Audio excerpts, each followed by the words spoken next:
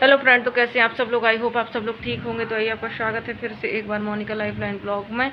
तो मैं आज बात करने के लिए आई हूँ सपना के बारे में। तो आप लोगों ने सपना का एक ब्लॉग देखा था जिसमें उसके पति सूरज उसको बहुत जोरों शोरों से मार रहे थे। पूरा सोशल मीडिया हिल चुका था उसकी चीखों से। बहुत दर्द है भगवान, ऐसा कोई किसी के साथ कैसे कर सकता है। करने से पहले सोचना चाहिए। एक औरत पे हाथ उतारा है, जिस औरत से तुम पैदा हुए हैं, और मर्दांगनी दिखाते हो कि हम आदमी हैं। क्या मर्दांगनी है तुम्हारी इसमें? बेचारी लड़की को, एक बच्ची थी 18 साल की उम्र में, उसको मारा जा रहा है, उसको पीटा जा रहा है। सपना ने बहुत कुछ सहन किया। हम लड़कियां सहन करते हैं अपने माँ बाप को। कोशिश यही रहती है कि हमारे माँ बाप तक कोई भी बात नहीं जाए, क्योंकि ये हमारा परिवार है जहाँ हम जुड़ जाते हैं, यहाँ हमको जीवन निकालना होता है। तो कोशिश हर लड़की यही करती है। सपना क्या, हर लड़की यही कोशिश करती है कि उसको, उसके माँ बाप को कुछ भी पता ना चले कि उसके साथ क्या हो रहा है। वो हंसते हुए जब जाती है बेचारे, तो हंसती हुई जाती है और रोती हुई अपने माँ बाप से विदा लेके आती है कि पापा मैं बहुत सुखी हूँ, मम्मा मैं बहुत सुखी हूँ, बहुत खुश हूँ अपने ससुराल में। मेरे सास ससुर पति मेरा बहुत अच्छे से मुझे रखता है। तो हमारे माँ बाप भी हमको देख के खुश होते हैं कि चलो आज मेरी बेटी, मैंने अच्छा डिसीजन लिया, अच्छी जगह शादी करी, मेरी बेटी खुश है। जिस माँ बाप ने नाजों से पाला है ना। सूरज जी, फिर भी उसने इतना सहन किया। सूरज जी क्या बोलूँ, सूरज के साथ इसके बाद उसकी कोविड के कारण डेथ हो गई। उसके बाद उसने बताया कि उन लोगों ने कोई प्यार मोहब्बत नहीं थी उसके साथ, इसलिए शादी करी थी क्योंकि उसके पास सारे सबूत थे सूरज के खिलाफ। अगर वो बाहर लाती तो इन लोगों की इज्जत उछल जाती। तो उन्हें राजवीर जी से शादी करवाई। तो हालांकि उसने राजवीर के लिए कुछ भी नहीं कहा। उसने यही बोला है कि राजवीर ने उसको बहुत प्यार किया है, बहुत अच्छे से रखा है, और जो उसको खुशी चाहिए थी वो उसको खुशियाँ दी हैं। उसकी बच्चियों को भी, बड़ी वाली बेटी को भी बाप का दर्जा दिया है, छोटी बेटी तो उसकी थी ही, तो उसकी बच्चियों को भी बहुत प्यार किया है। और उसकी ज़िंदगी जो बेरंग थी तो रंगों से भरी, लेकिन भगवान को वो भी मंजूर नहीं था। तो पता नहीं, रोड के किनारे बताती खड़े किसी गाड़ी वाले ने आके टक्कर मार दी, एक्सीडेंट हो गया। उसके कारण से बेचारी की दोबारा फिर खुशियाँ छिन गई।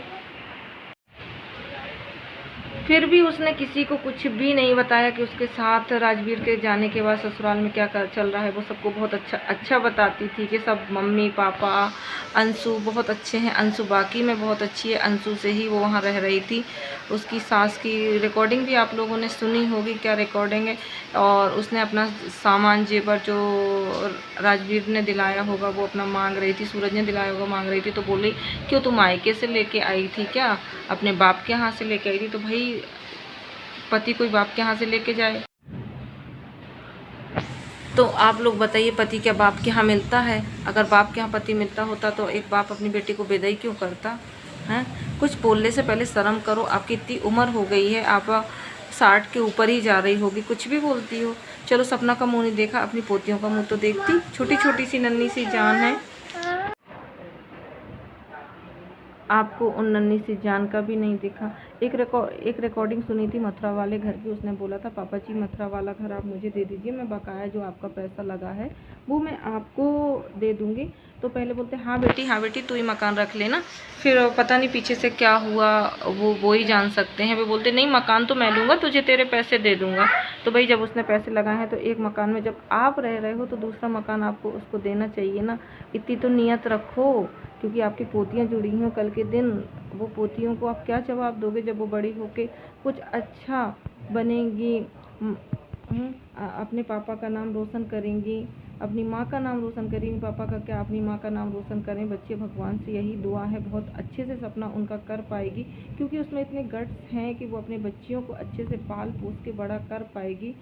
तो भगवान से यही प्रे करती हूँ कि आपने बकाया सपना के थ्रू सुना ही है सब कुछ, लेकिन मैं भगवान से अब यही दुआ करूँगी कि भगवान उसको बहुत आगे ले जाना, बहुत खुश रखना।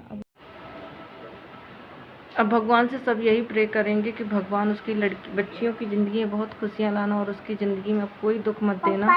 उसने बहुत दुख झेले हैं छोटी सी उम्र में। बस भगवान अब उसके साथ हमेशा रहना। बस मैं इससे ज़्यादा कुछ नहीं बोल पाऊँगी, मुझे समझ नहीं आ रहा है।